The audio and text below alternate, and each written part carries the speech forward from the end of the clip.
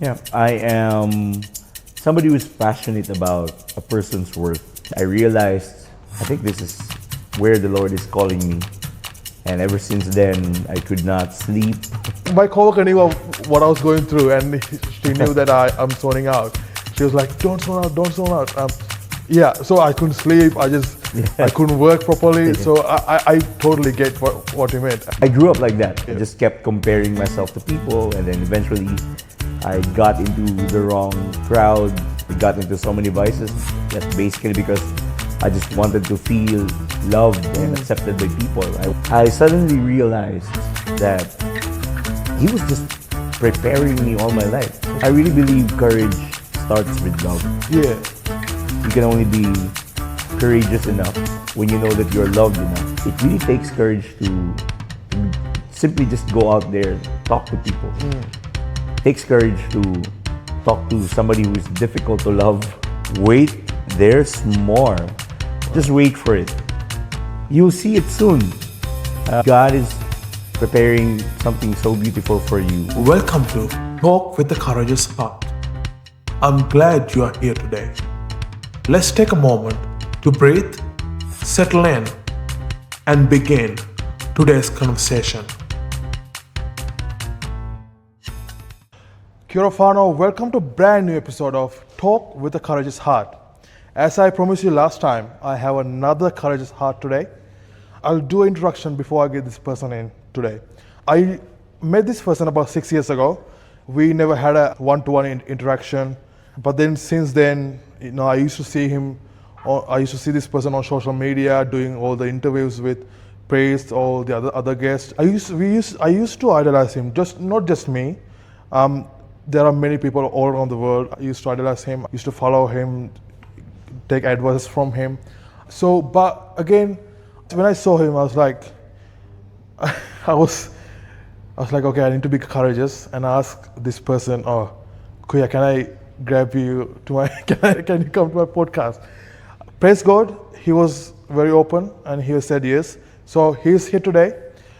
So without further ado, I would like to invite Er Abringe. Did I say your name right, Kuya? Yeah, that's right. Take a seat, please. Hello, bro. Good day. How are you? I'm good, Kuya. How are you? I'm good. Just enjoying the day. Yeah. And I just want to be very thankful and I'm very grateful that you said yes, even though it was like I asked you 3 days ago. I'm very, very honored and I'm very grateful that you were open enough to say yes, and we're making it work, and you are here today. And for that, I'm so thankful. Just to give you an idea again, after I saw you last time 6 years ago, so it was the COVID time, and I was in peak of my service life. So after I went back to New Zealand from Jakarta, next 4 years was the peak of my service life. And I used to idolize you because I could see all the interviews you do, all the guests you interviewing, and you made a huge impact.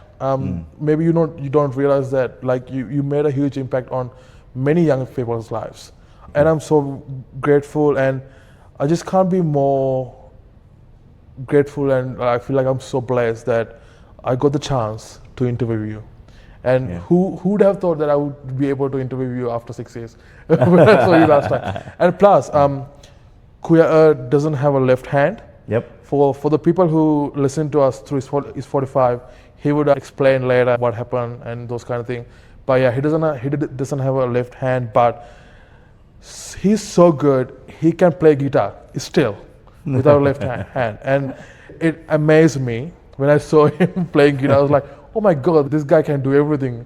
And Kuya, thank you again for coming. I appreciate that. It's an honor. It's my honor to have you. And Kuya, before we dive into questions, I just want to ask you, I might know who you are, but for many people might not know who you are. So if I ask you, who are you? How would you describe yourself? Yeah, I am somebody who's passionate about a person's worth.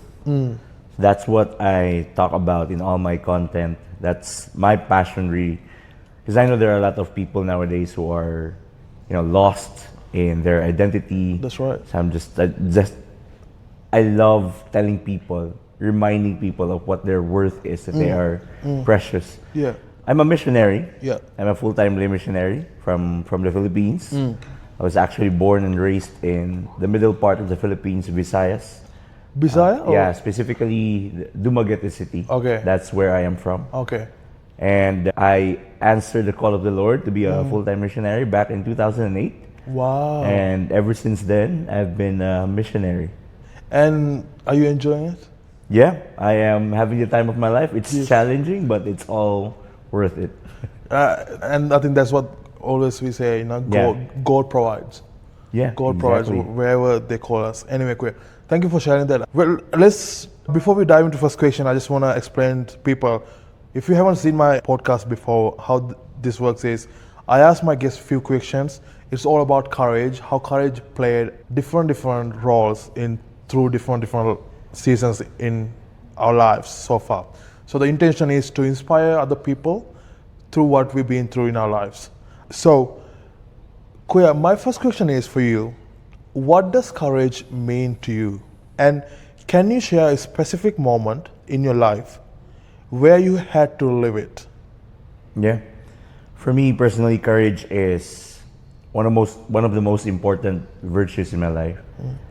If I had to share one particular moment where I chose to really be courageous, that was the time when I decided to be a full-time missionary, when I answered the call of the Lord back in 2008.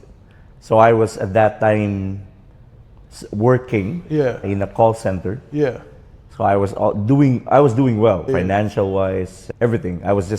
My office was just across the street from where I lived. Oh, wow. Okay. So I had no worries. I was single. Yeah. I was earning my own money. Yeah. I was earning a good amount of money.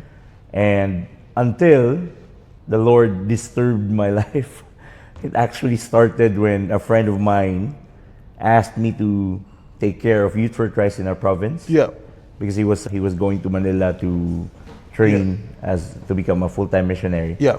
So he would be away for 4 months, and he told me that I was the only one he trusted to take care of Youth for Christ in our province. So I had to do it. Yeah, of course. Yeah. So in those 4 months, I got so immersed into the missionary work of what we do in the community, and I realized, I think this is where the Lord is calling me. And ever since then, I could not sleep. I kept thinking about it. The Lord disturbed me so much. But I was really going against it. First of all, my parents were against it. Yeah. Second, I couldn't afford to let go of my job that I was earning a good amount of money, and I was comfortable with my life. And I know that if I leave my hometown, if I leave everything, it would be very difficult for me because I'm not used to all the discomforts. That's right. All that. So, but because of courage, I guess. I decided to answer the call. I suddenly got on my first ever plane ride. So that was the first time I got on a plane. There were so many new experiences. Yes. That was the first time I went to Manila, coming from the province. Oh wow, really? By myself. So wow. I had no one with me. So I had to look for where the CFC center is. Yeah. So all the new experiences. Wow. It took a lot of courage. From me. Yeah. And Kuya, if can I share with you something? Yeah. I mean, I can't relate to your experience where you had to go through being a full-time missionary, but it's more like very like kind of same experience that I experienced, because you know how you said you couldn't sleep at night, you're thinking about it all day.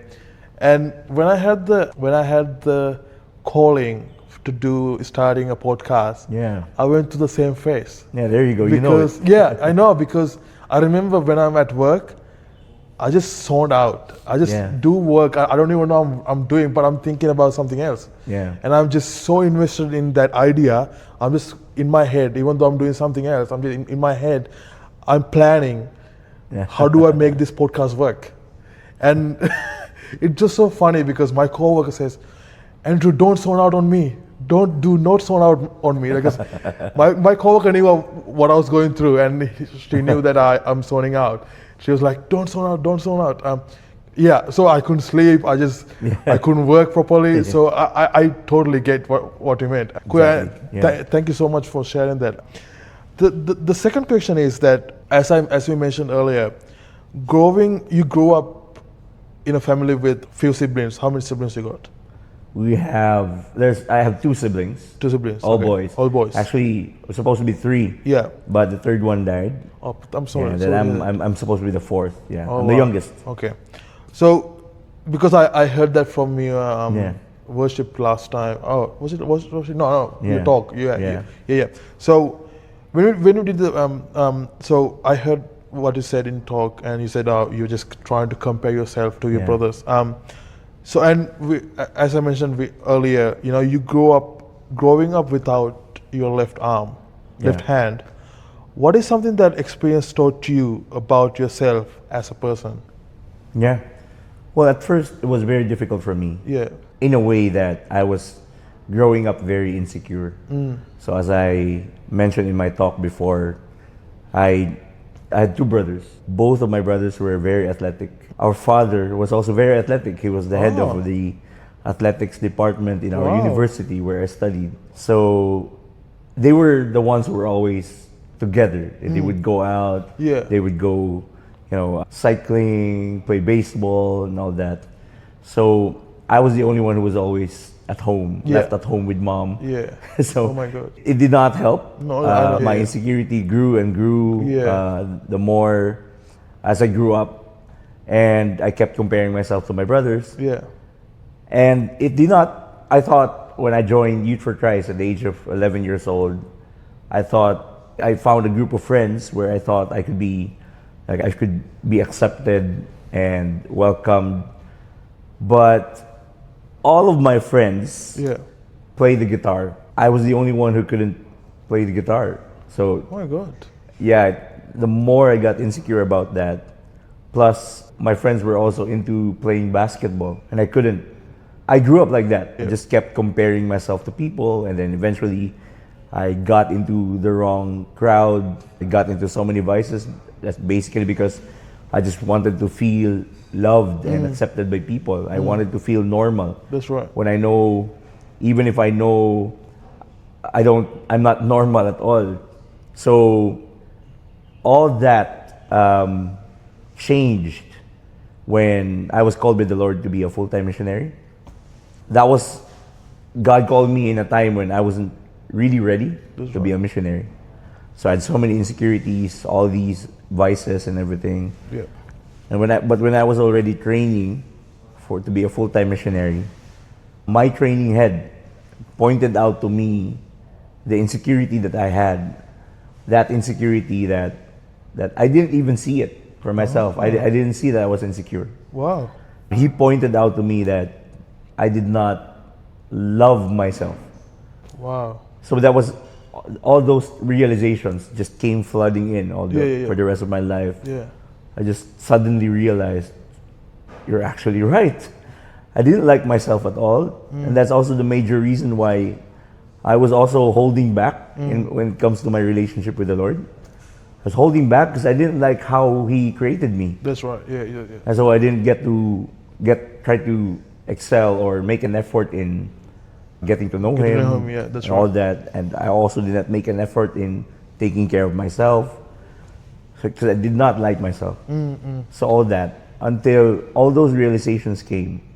But then God also made me realize one thing as I was really praying about it. In all those times when I was unfaithful, God was faithful. Faithful. I remembered just very small things that the Lord gave me or blessed me with. I remember when I was a very young, how my dad taught me how to tie my own shoelaces. Wow. Yeah, my dad played a big part in this in my life. Yeah. He would hold his hand like this, like a fist. Okay. And then practice doing it first, so he could teach it to me. So he taught you to embrace it. Yeah, exactly. Yeah. He taught me how to do it. He practiced it first before teaching it to me. Even housework. Wow. All those things, he taught it to me. I remember when I was I think 11 years old. Yeah. That was the time when he taught me how to drive a motorcycle. I was 14 years old when he taught me how to drive a car. Wow. All that. But this entire time, he even put up like a basketball ring.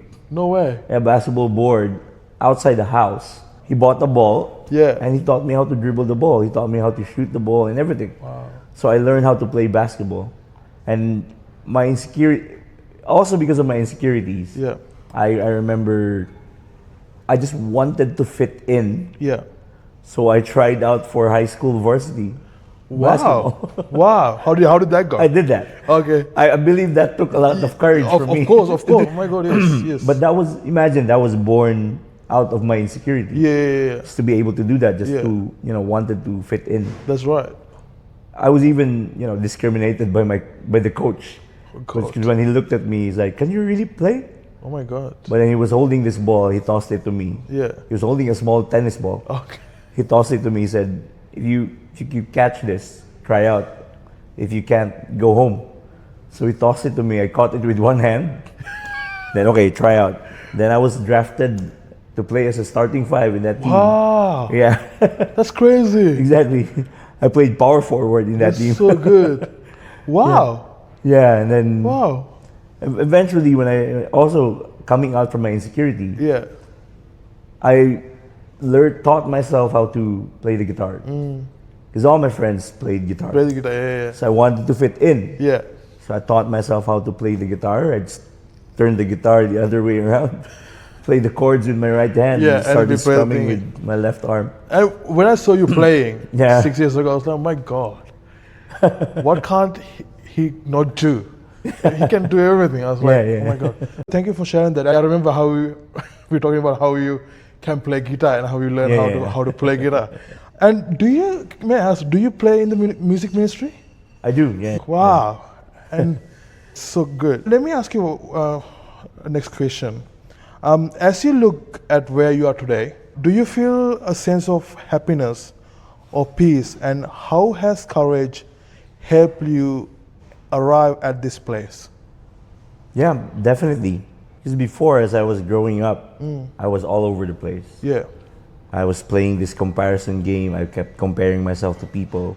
Even when I became a missionary already, that attitude did not disappear right away. I just kept doing it even with my fellow missionaries. That's right. But it got to the point where it got so tiring. I got tired of, comparing myself to other people. And then, you know what? The blessing is when I stopped doing that. When I started to... Like comparing to other people. When I stopped comparing myself to other people. Yeah. I started to love myself. I started to appreciate who I am and how I am made precious in the eyes of the Lord. The wonderful thing about it is when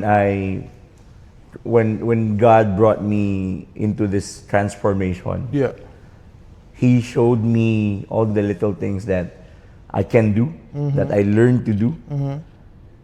I suddenly realized that He was just preparing me all my life. That's right. Preparing me for missionary life, preparing me to be an inspiration to other people, preparing me for all that. And the beautiful thing about it is the more I serve Him, the more I learn to become a better version of myself. Yeah. So the more I got closer to the Lord, the more I find happiness and peace in my life. So yeah.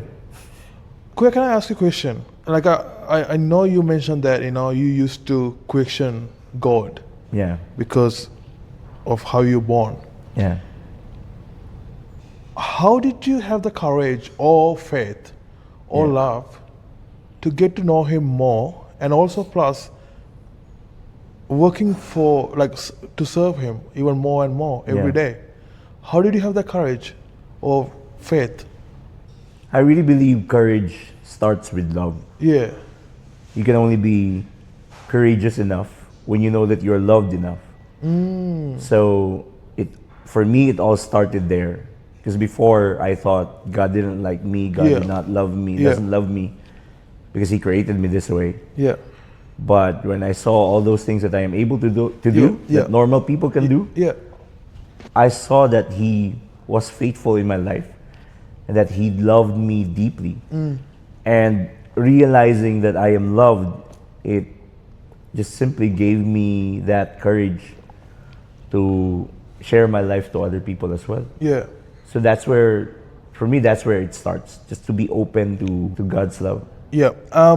So Kuya, so you mentioned you are a full-time missionary, right? As a full-time missionary, a speaker, and also a content creator, what keeps you going when sharing your faith publicly? Yeah. For me, it's seeing or hearing about testimonies. Testimonies of people whose lives are changed. Whose lives are transformed. You know, when I hear about people being blessed by the Lord, by what I do, it drives me or it motivates me to do more. Because I feel like this has been my personal mission as well in my life, just to share my life to other people. To show them how I am blessed by the Lord, how the Lord has molded me into a better version of myself. This too can happen to them. That's why it keeps motivating me when I hear these stories of people, lives are changed, becoming also a better version of themselves. And it motivates me to just keep doing it, keep going. And what made you start like posting? Like also you can mention all the pages you have and what you do on social media, so people can follow you. And what made you start that? How did you get into that? It all started back in 2017.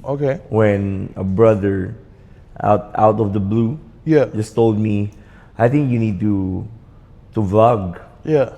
I think you could be good to do this. And at that time, I wasn't even a techie person. I wasn't into technology and everything. But that really, again, disturbed me. And I considered it my calling, inside my calling, because I was already a missionary. So God gave me another call to start content creation and all that.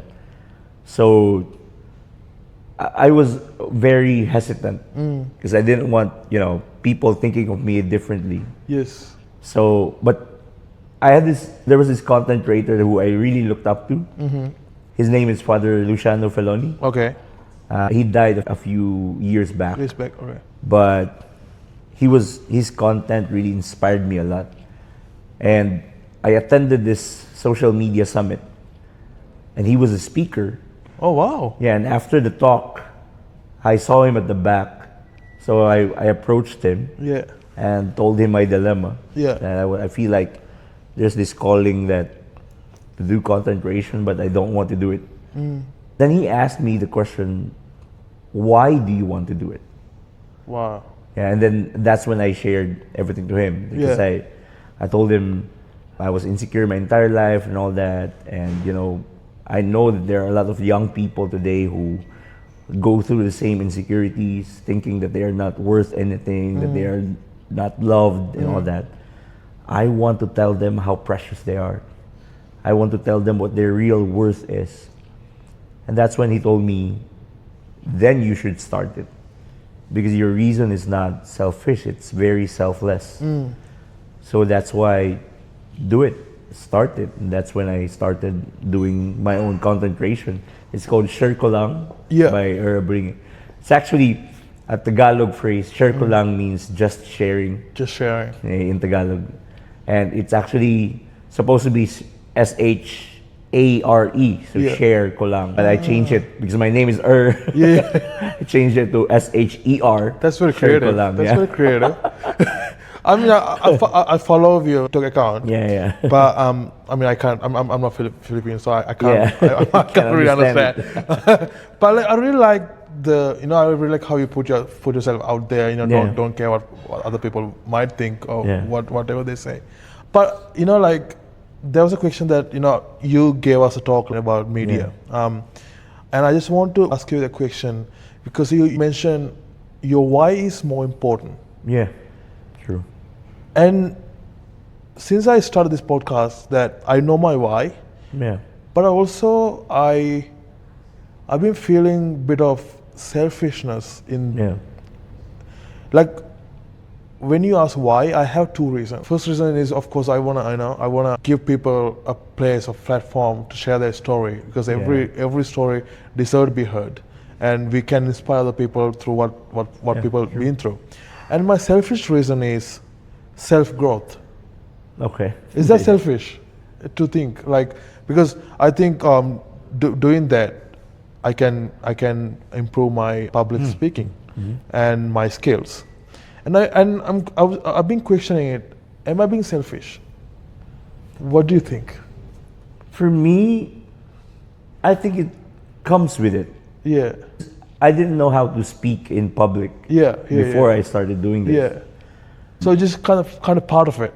It's part of it. Yeah. Like the more you put out content, the more you put yourself out there, you also learn things. Yes, your confidence grows. That's right. That's a blessing of doing content creation. That's right.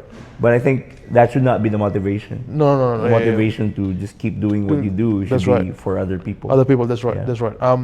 And like self-growth automatically comes with it. And exactly. And Kuya, my last question is for you before we go to the signature question. You speak to many young people through ministry, talks and media. How does courage show up for you when living out your calling today? Yeah. Like I'm pretty sure, like many young people reach out to you and share their experience with you. How does courage show up when you maybe there are times that I can't be bothered to listen to their stories, but you're there, you show up and you listen to them and you care for them. And how does courage show up in those places for you? Oh man, that's a good question, bro. For me, courage is an everyday thing. Yeah. It takes courage to, especially for what I do, especially as a missionary like me. That's right, yes. Where, I do all these things. I work in the ministry. I face and talk to so many different types of people every day. So it really takes courage to simply just go out there and talk to people. It takes courage to talk to somebody who is difficult to love. That's right, yes. It takes courage to, just the simple things like, because I go to mass every day, and it takes courage to get up every morning. Right. Yes, that's oh my God. That's early right. in the morning. So true. Yes. Go to mass before I go to work. Yes, that's right. So it takes courage to do that. So for me, courage is just the very small things wherein we decide to do. For me, courage is denying yourself and picking up your cross every day.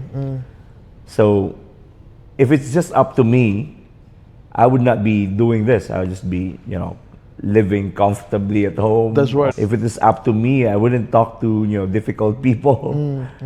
But since I'm called by the Lord to do this, I take up courage every day. I put on the armor of God and face the world with courage. Yeah. And I feel like just when you said that, you felt the calling of the God, and suddenly one thing came to my mind is, when we talk about in the community this a lot, when the call is too strong, it's hard to ignore. That's true. Yeah. That is so true because that's true. I have experienced that too. Like when the call is so strong, it's really, really hard to ignore because even though you try to ignore it, somehow you go back to that where God wants you to go. True. And again, Kuya, thank you for sharing everything you shared today. And one question is I have, with what you do today, being a full-time missionary, is your heart in a happy place? It is, very much. And does it ever get bored? Sorry? Like, is there moments that it's getting like boring or bored sometimes? Oh, definitely. That's all part of it. Yeah, it's There part of are, exciting moments. Yeah. Especially when we prepare for conferences. Yeah. It's all exciting. Yes. All the hype and everything. Yeah. But after the conference, there's It's quiet. a lot of mundane moments. That's right. We're not really doing much. Not doing much. Yeah. But we just have to keep going to the office like regular office workers. Yeah. We keep doing it. We go to the office every day. That's right. So, but at the same time, there are also really challenging moments where we are pressured to finish a lot of materials, finish all these projects and everything. All the pressure and the boring moments. I feel like all those things are part of it. But the beautiful thing of being a missionary is you're not doing it for yourself, you're doing it for others. That's right. I feel like the more you give yourself away for others, the happier you get. I guess this is what it means when the more you give, the more you receive. That's right. The more, I think it refers to happiness. Happiness, yeah. The more happiness that we have in our life, the more we give ourselves to others, serve others. Yeah. And the happier we get, yeah. And I mean, I can't, like, I was a full-time missionary for 1 year, about 4 years ago. Yeah. And we were like in New Zealand. And I went to the same thing, like the calling was too strong, but there were so many to think about. Like, for example, my parents weren't happy with it, and like, how I don't get paid, how am I going to survive this? But I decided, okay, no, I think I'm going to say yes, and I did that for 1 year. It's just for 1 year contract, and we mainly worked with kids. And one thing I realized that every day we have retreats, and at the end of the retreat, every day when we go home, everyone in my team felt the same. Yeah.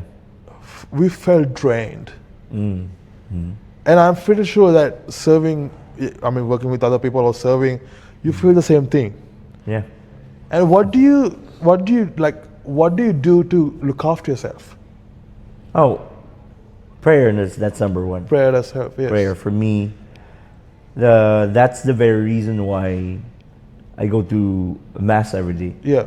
If I can't go to mass, then I go to adoration. I make sure that I go to adoration every day. Just the silence. Yeah, the silence really does help. Oh my God, yes, that's right. Silence is such a beautiful so strong thing. and beautiful thing. That's right. Exactly. That's right. Oh my God, yes. And also for me, spending time with the people I love, that really gives me back my energy. And Kuya, thank you so much for sharing that. Yeah. That's so beautiful and at the same time so true. I can't be more agree with you. Yeah. Whenever I have a bad time, I go to adoration, because whenever you go to adoration, you feels like that room is a whole different world. Exactly. You just alone with the God. Yeah. And just you hear nothing, and just you're in God's presence. Yeah. And I always enjoy that, being in God's presence. Kuya, so then before I go to last question, this is a part where I let my guests ask me a question. So it's only optional again. But do you have a question for me? Yes, bro. I want to ask you, what are your passions in life? My passion? Right now, my passion is to, I think again, as we all are, I'm still figuring my life out. Yeah. But right now, I'm more experienced in my passion is to do public speaking and to talk to people like this. Because something I realized when I start interviewing people, sitting on this chair and interviewing people, I feel so calm, and I feel like I feel like this is my kind of calling, and I want to improve it every day. And I feel like this is my passion, like making content, and also I feel like God is calling me, like that's why me and Obert having a conversation like yesterday. I feel like God is calling me to start a business, and in many ways, it's still in very early stages. Yeah. It's still I'm planning, researching, and everything. And like as you mentioned earlier, like the calling is too strong to ignore. Yeah. Even though I know, if that goes south, it goes south. Even if I'm aware of that, like it's still really hard to ignore that calling. Yeah. So, I mean, those two are my passion at the moment. Again, like I kind of have gone away from service life, and I want to come back to it again, because last 2-3 years I've been inactive, living some other cities in New Zealand. So I didn't have my normal community. So as you said, when you had to move to Manila for the first time, I felt the same way when I moved to a different city. So yeah, so I want to get back to my life, service life, eventually, like slowly but surely. But yeah, so I think I would say my passion is to understand people, talk to people, make them feel home, make them feel safe, and and at the same time just do what God is calling me to do. I hope I gave you a good answer. Yeah. Very good answer. Kuya, thank you for asking that interesting question. I do really appreciate that. Before we go to the last question, not before, the last question is, I ask from everyone, what is one sentence you would say to someone who feels up right now? Wait, there's more. That's You want to look at this camera and say? Yeah. Wait, there's more. Wow. Just wait for it. You'll see it soon. God is preparing something so beautiful for you. You might not see it now, but you will see that you are loved. You will see that you are worth so much more than what you are going through right now. So just wait, be patient. There's going to be more, and it's going to be awesome. Wow, Kuya, thank you so much. Thank you so much. Thank you. Before we leave, I want to ask one small question. You are full-time missionary, right? Yep. And I'm assume that a lot of SF is going to see this episode. Yeah. What, or not even like Catholic or Christian, it doesn't matter. Yeah. If someone is considering to be a full-time missionary, and if the calling is too hard to ignore, and they're having the same questions that you are having back then, what would the advice coming from a full-time missionary, what would be your advice to them? Talk to missionaries who are already there. Talk to priests, maybe nuns. Talk to people so you know what they went through. You'll know if you're really called to go into that life. Yeah, that's, I guess, part of discernment, and active discernment is talking to people a lot.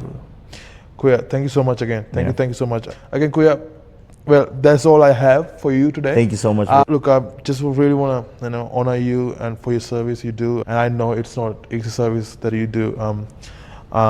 It is a very hard, draining service you do, but you do it with a smile on your face every day. Yeah. For that, I'm grateful, and our community is grateful. Kuya, and also I just want to say that I'm very honored. I'm very grateful that you said yes to be here, and I hope that you had a good time. Yeah. I had a great time. It's always great to have a conversation like this. Yes. We never get to have a conversation like this because it's always busy, come and goes. But no, I'm so glad that we made the time to do this. Again, Kuya, thank you so much. I don't know when I'm going to see you again. Yeah. But I hope I will see you again. Yes, definitely. I'll keep you in my prayer. Hopefully soon. I wish you nothing but the best. Yeah. We'll keep in touch. For the people who's tuned in today, thank you so much for tuning in. I'll leave you with a promise and a hope I will be back with another courageous heart next time. Until then, be safe, be courageous. God bless you. Done. Oh yeah. Kuya, it was This podcast is still growing, so every follow and share truly means a lot. Thank you for listening to Talk with a Courageous Heart.